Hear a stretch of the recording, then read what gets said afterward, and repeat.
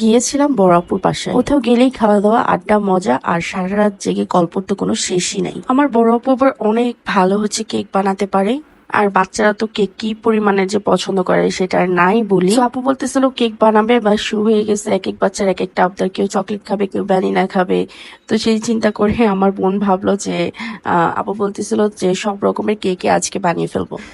Cake বানানোটা কিন্তু অনেক ভেজাল, এই প্যারার জন্য আমি তো যে সাহসী করি না কেক বানানোর। সো এটা যে চকলেট কেক বানানোর জন্য সুন্দর করে সবকিছু রেডি করতেছে। দেন চলে গিয়েছে হুইপ ক্রিমটাকে সুন্দর করে বিট করার জন্য, ক্রিমটা রেডি করার জন্য। আর এখানে যে ডিমের ইয়োগ ছিল সেটাকে ক্রিমের মধ্যে দিয়ে বিট করা হচ্ছে। দেন এখানে চকলেট মেল্ট করার কাজ চলতেছে। আর এই তো একটা কেক কিন্তু আপাতত রেডি হয়ে গেছে। কত সুন্দর পারফেক্ট ভাবে হয়েছে, অনেক সফট, অনেক মজা। এটা চকলেট কেকের কেকটা আর কি। আর এখন একে একে সুগার সিরাপ, তারপর ক্রিম দিয়ে সুন্দর করে ডেকোরেশন করা হবে। এইটা একটা চকলেট কেক হবে, যেটা চকলেট গার্নিশ দিয়ে করা হবে।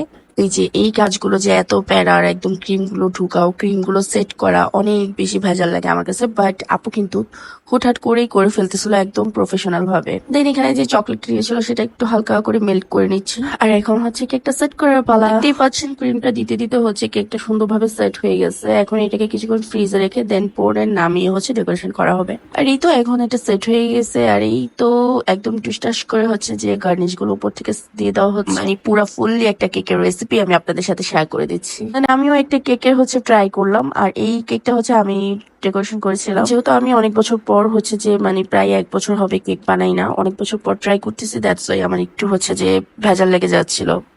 লোক আমার হাতের কি একটা অবস্থা হয়েছে, ছি।